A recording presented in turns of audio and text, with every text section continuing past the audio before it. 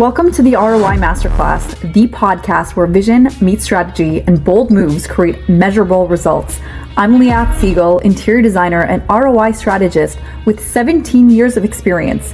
I help businesses transform properties and ideas into high-performing assets. This show is specifically for real estate investors, hospitality operators, and boutique developers who aren't afraid to take risks, challenge the status quo, and demand a return on every decision they make.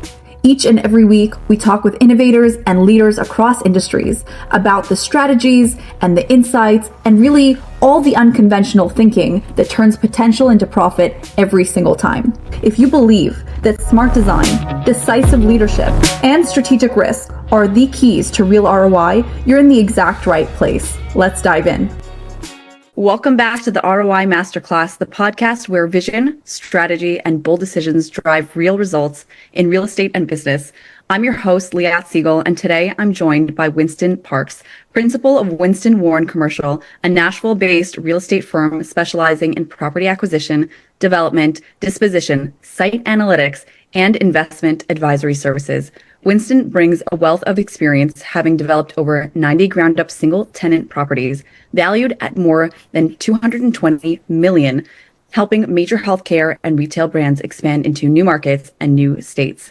He's also a certified commercial investment member and member of ICSC. Today, we're diving into the world of commercial real estate, exploring how strategic development and market analytics can drive powerful ROI and what it takes to help brands successfully scale in new territories. Let's get started. Thank you so much for joining us today. Thank you, Leah. Thank you for having me. Yeah, it's a pleasure. Well, your story is fascinating. The where you've come from and how you got to where you are. Please share with our audience your backstory and where you are today.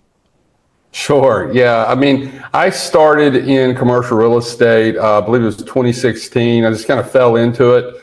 I had lived abroad in Brazil and kind of came back. My endeavors in Brazil of taking over the sports world there didn't come to fruition, right? So kind of came back, moved back to Tennessee, which is where I'm from, and finished up my MBA there. And as I was finishing that up, I got a call from a guy who used to be the owner of a fast food restaurant that I worked in. I had my first job was flipping burgers at a Wendy's in my hometown in Tennessee.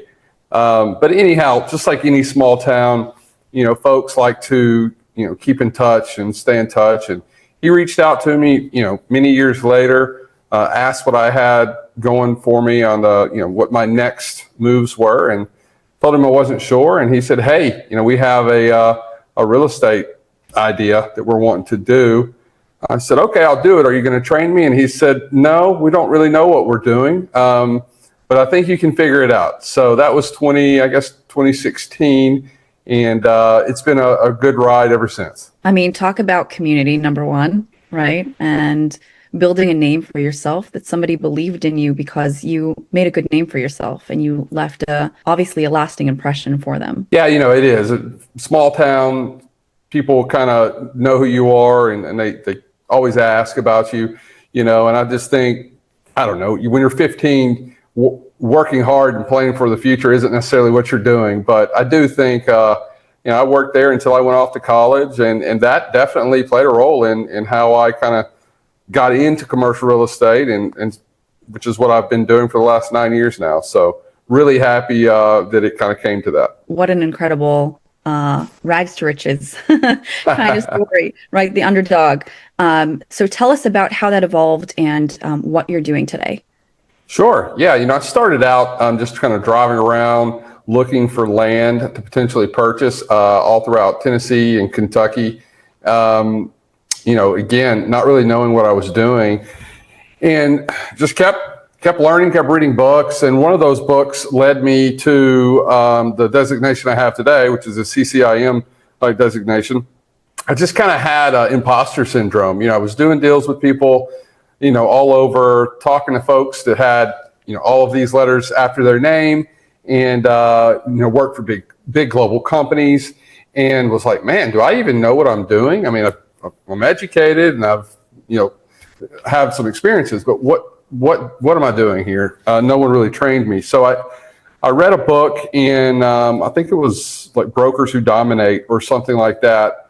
And everyone in there had CCIM by their name. So I looked that up and I was like, this is what I need. This is what's going to tell me, this is my training. So I crisscrossed the US taking classes to get that certification. I think that was in 2018. But in the meantime, I worked hard. I was negotiating on land deals, learning how, what it meant to find a good piece of dirt.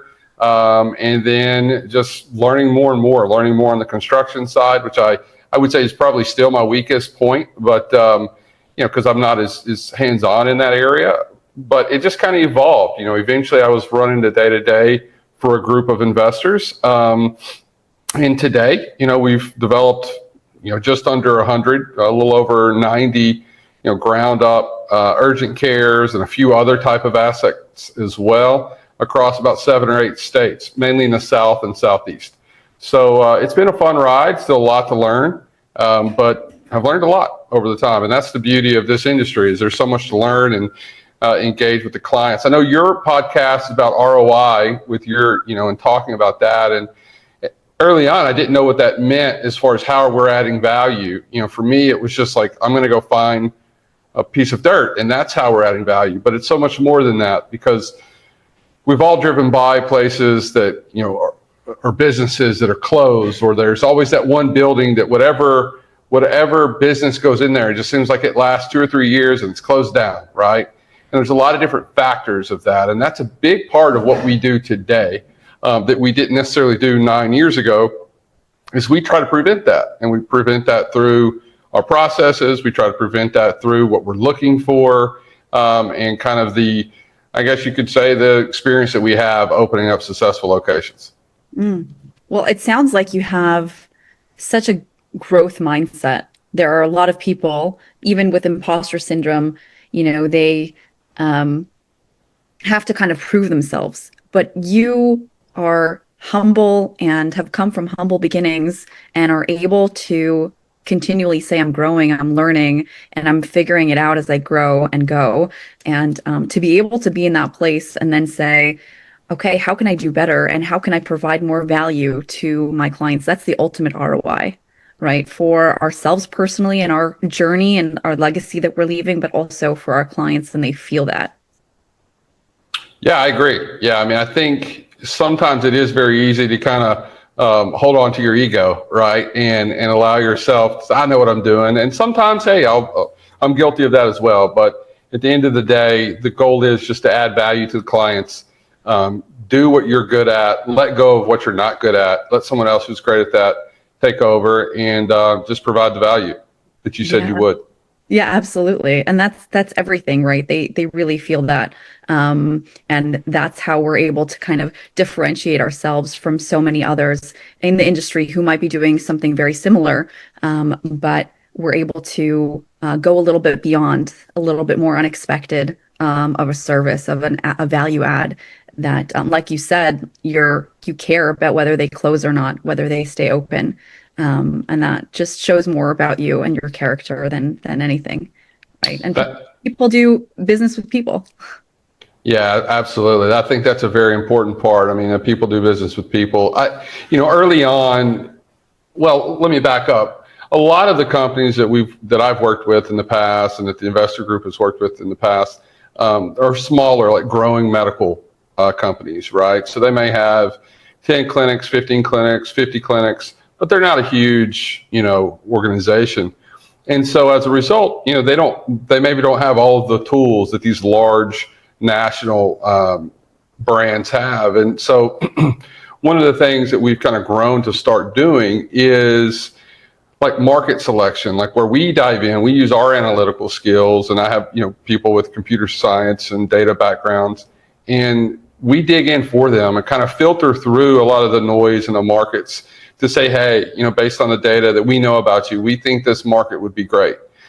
We ran some data, I guess about 2.5 months ago, where we came back, and 67% of the markets that we send to our clients, they go to, which we didn't do. Again, we didn't do that 4 or 5 years ago. We've only started doing that in the last few years to help them continue to grow, right? Because there's a lot of money and a lot of effort that's put into opening up a new store. And that's whether it's a medical clinic, whether it's a nail salon, whatever it is, a burger place, an ice cream stand. It is capital intensive to open up a new business. And so when they sign a 10-year, 15-year lease, they need to know, or at least know to the best of their ability, that a lot of the data and a lot of effort has been put into kind of find the best locations for them. And so again, to your point, that's not something we used to do, but we've gotten a lot better at it over the years, and it's something that we do a lot now. A lot of the like I said, probably 70% of what we do today are markets that we provide to our clients, not markets that they give to us. Wow. And that's really what providing value is all about. It's constantly listening to feedback from the consumer, from the clients, and seeing what other value can we provide for them, and being able to adjust accordingly. So with all the data that you're learning about, and that you're making decisions based off of, are you seeing an overall trend or something that kind of stands out for you in terms of how to provide the biggest ROI for your clients? Well, I would say the biggest ROI that our clients like is the ability, in the literal sense, is for us to wrap all of their expenses into the lease rate, right? Mm-hmm. That's kind of the competitive advantage that we have. A lot of developers aren't willing to do that, and for good reason. But we kind of underwrite our clients. We know whether or not they're quote unquote good for it.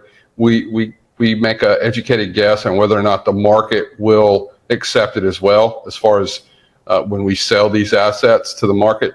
And so what the number one thing that we do is, Leon, if you're going to open up an urgent care clinic or a dental office or whatever, we will work with you. And if your financing allows it, we'll just wrap all of your expenses, or a large majority of it, into the lease rate, into where you don't actually start paying that note until you're in and operational and in business, right?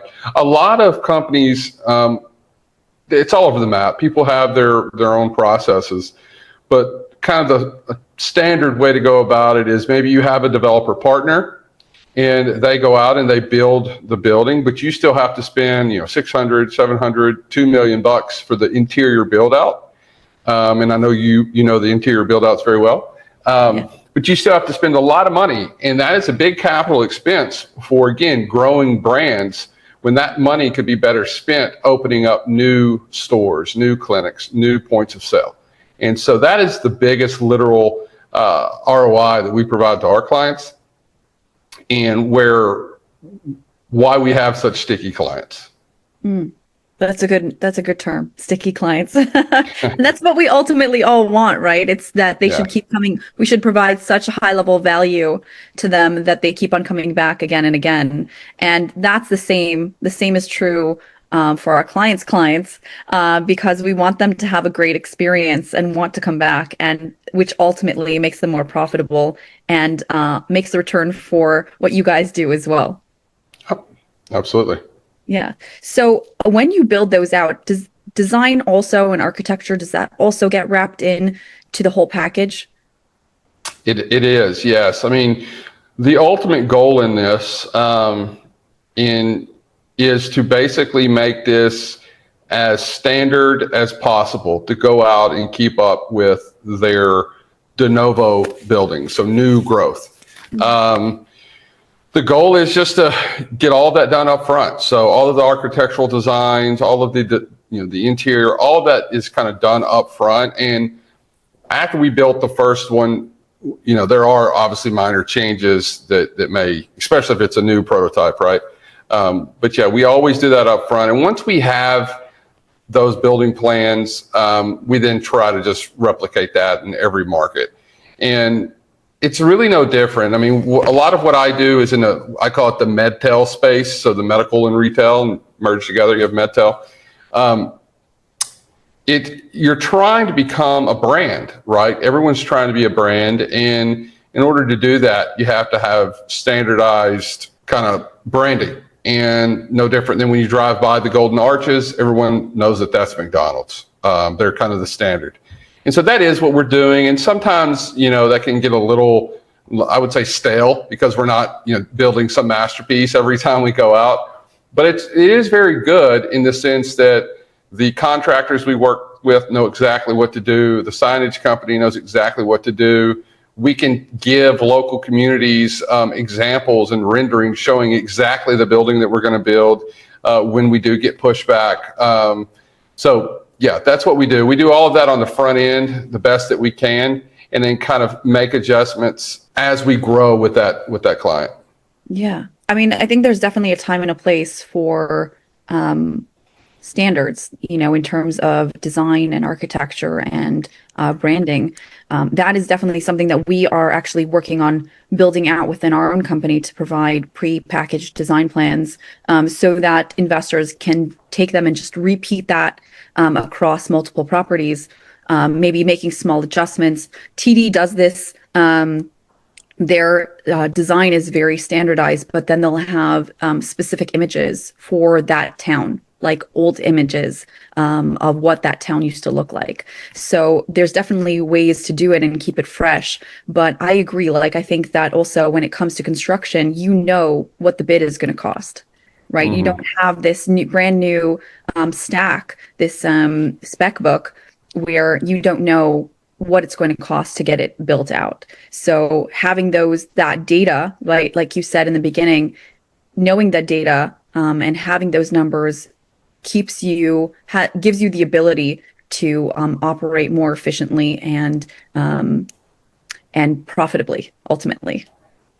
Yeah, absolutely. And to your point on how do you differentiate, right? Because every community is different. And before, I know that we've worked with several different brands, but early on, it was kind of hey, they would buy the same stuff off of Amazon, have it shipped there, they would hang on the walls, and they're done, right? And that's not really the case now. I think over time, all of the brands, or not all of them, but a lot of the ones that we work with have learned, hey, how do we at least put the local touches on this clinic, right? So that people feel like this is their clinic. And a big part of that is having a photographer go out, take photos of local landmarks and framing it nicely. There's a pediatric room where they go and they'll paint a wall mural that's kind of has a lot of animals, but also some local stuff blended in there, right? That they have a muralist come in and do that does all their clinics. So they do a decent job, I would say, of as far as decorating the interior, but everything else is pretty much, I don't want to use the word cookie cutter, but I will use the word cookie cutter because of exactly what we said. You have to control costs, especially in this environment now where costs are increasing, constantly. They're not like what they were, 5-7 years ago. So the more you can pin down the cost of your buildings and let that be within a 5%, range there. Really what you're looking at is the cost of dirt and the cost of moving that dirt are your only variable costs. What did you say is the 5% range?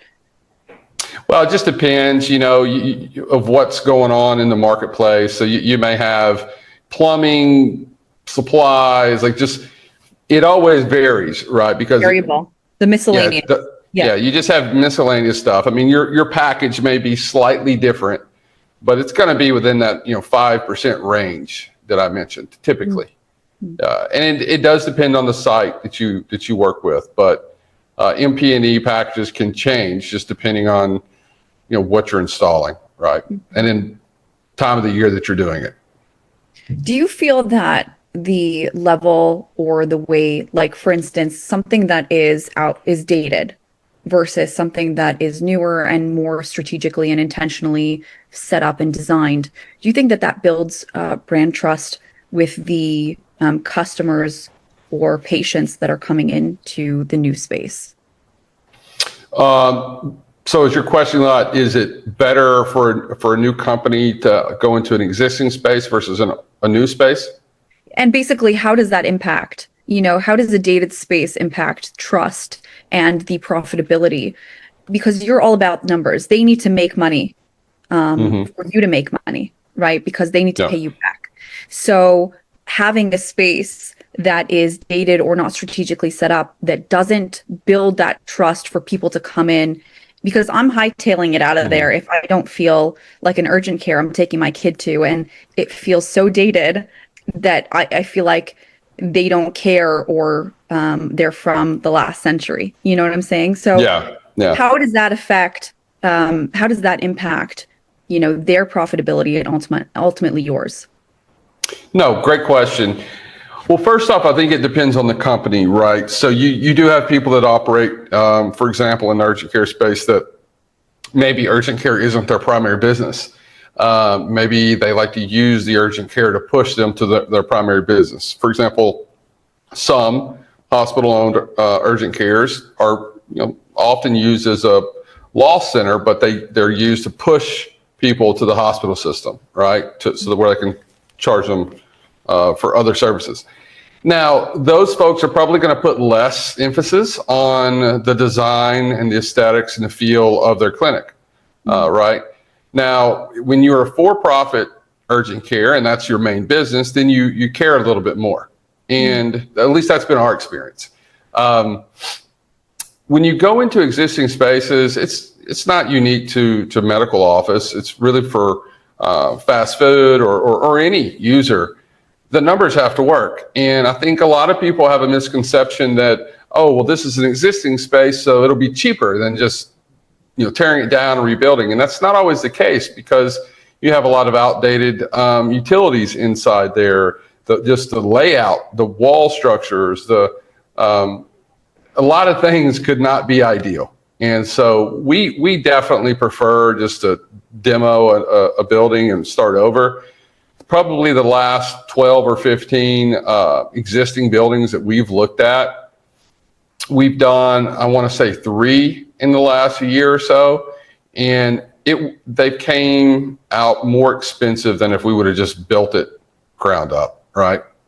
And so when you build ground up, you have more control. You can build exactly what you want. You don't have to make accommodations for existing structures. And so that's important to them. It's important to be able to have that brand identity rather than you going in and you just don't know what's behind that wall, So I don't know if that answers your question, but that's my best attempt at it. Yeah, I mean, ultimately, I believe, and I'm definitely very biased, I believe that when a space is dated or it doesn't function properly, doesn't have the right setup, and to your point about the brand identity, then it lacks the trust for consumers to come back again and again, to leave the 5-star reviews, and to ultimately allow the company to be profitable. Because you have to build that relationship with the consumer in order to build brand trust, and you can't if they don't want to be in your space. So no, yeah, I mean you nailed it. You nailed it. It's all about just building your community. You're a part of that community, and if you're in an old dingy house that you didn't put much effort into, eventually someone's going to open up across the street to you, and they're going to win. They're going to win that business. And we used to be that, right? So 9, 8, 7 years ago, we would go into communities and, if there was someone in an old dingy building, and oftentimes there were, and I remember they would have on their door hours 9 to 12, closed 1 to 2, 1 to 2 for lunch, and then open 2 to 5. And I would just be like, yes, we're going to win here, so it's not that way so much today, but that's absolutely what we're talking about here. Right. Yes. The competition is fierce. I think that there are more and more people that understand brand positioning, and that they need to position themselves strategically in order to win day in and day out and stay relevant in the marketplace. Mm-hmm. Yeah. Yes. So when you're looking for a piece of land, dirt, as you call it, what is the number one thing that you're looking for? What stands out to you to say, okay, this is the one? Well, it'll depend on the user, and we've talked a lot about the urgent care space for this call, but we can talk about other types of users too. But just staying on brand here, we want to make sure the traffic counts. It's a lot of your standard stuff. You want to make sure the traffic counts are good. But for me, it's all about the accessibility to the site, the visibility of the site. Are people going to be able to safely access this building? That's important. Or is it a real pain? Do you have to do a U-turn somewhere? Do you have to turn in a parking lot somewhere to be able to get in? That's a deal killer for us. Visibility is super key. Again, it goes back to building that brand. You want to be the golden arches of X industry, at least for that community. And so, can you see the building? Can you see the signage? Those are two of the largest, I would say, most important factors there. Location obviously matters, but just saying location isn't entirely true. I mean, location is important. You want to be next to the major retailers, whatever those are in your market. I mean, if you're in a small town with a population of 8,000, you may just have a Walmart, which is fine, right? So you ideally want to be in front or around a Walmart with great visibility, great accessibility, right? But if you're in a more urban area, you want to be somewhere where you can, again, good accessibility, good visibility. Even if you're sandwiched between larger, more, I would say, larger developments that may crowd you out a little bit. It's got to be accessible. It's got to be visible. 100%. I like that you differentiated between just location to those other aspects as well, because I think that is said so often and very cliche at this point, but it's helpful to have that nuance. In terms of market trends, where do you see property development going, and within your market? How do you see that evolving 5-10 years from now? Well, it's a great question. I wish I had a crystal ball on that and I knew exactly, because I could make a lot of money. But yes. I think, the last 30 months or so has been really tough for the commercial real estate industry as a whole. Not just for us, but for most people, and not just the office space groups either. But it's been a really slow market, primarily because of how good 2021 and first part of 2022 was for interest rates. A lot of people are still holding on to hope. Personally, I've moved past that. I think we're into new normal. So last 30 months has been really hard for folks in the industry, for developers, for brokers, for mortgage lenders, a lot of folks. And I think the next 5 years, 10 years is going to be, I think we're on the upswing. There's different market cycles in any market. We've been kind of in a recession on our end because you don't have a lot of movement of the product. In our case, is selling to clinics. We have done very well because we're focused in good markets, in Texas and elsewhere, where investors want to buy assets. But, I think the next 5 years is going to be tough because you have extremely expensive material costs. You have expensive material costs, you have expensive dirt, you have expensive labor, and that is driving up costs. And, at the ICSC, event this past year in May, it was just a common theme where you have a lot of brands still wanting to grow, still wanting to do deals, but it's really hard right now to make things pencil out. It's hard to keep pricing at their stores the same when all other cost to open up that store is going up, right? And so I think I just think you're going to see rents continue to climb. I think retail, at least in the markets that we operate in, Nashville and Texas and the South and Southeast, the vacancy is really low. I want to say it's like 3.3% total in all of the markets that we are looking at, vacancy, which is almost there's no vacancy. So there's a lot of opportunity for developers to go build. but you still got to make it pencil out. You still have to do it. If you're building spec, it's tough because you really need very confident brands to be able to go in there and afford the space. So all in all, I think the market's good for developers that want to build and hold. I think developers who are just trying to, sell their assets are going to have a little bit of a hard time unless they can develop to higher cap rates and higher returns. Because I think the market today is probably going to be the market for the next 24 months or so, plus or minus a few basis points. And that's my prediction. A lot of people want it to go back to 2021 interest rates. I don't see that happening. But again, I hope I'm wrong, because it would be really good for us if I'm wrong. So it would be good for a lot of people. Well, I think that, in a year or two from now, we can jump on another one and see if your predictions came true. Yeah, well, we'll see. Hold me to it. Yes, exactly. So if you could give our audience your 3 top tips for this current market, what would it be?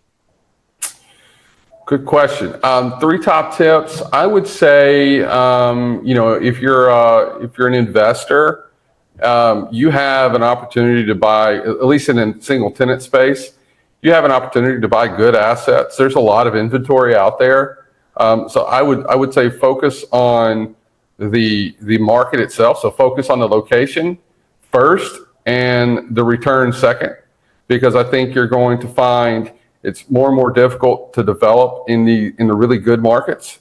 And so focus on the market first, then second return. And I think you're going to be happy for the long run. If you're a developer, I would just say, my opinion there, I just kind of laid out what I thought the future was, but do your best to build and hold the best that you can. I think the market's going to reward us for doing that over the long term. And then third, just try to have fun doing it. We don't have a crystal ball. We don't know what's going to happen.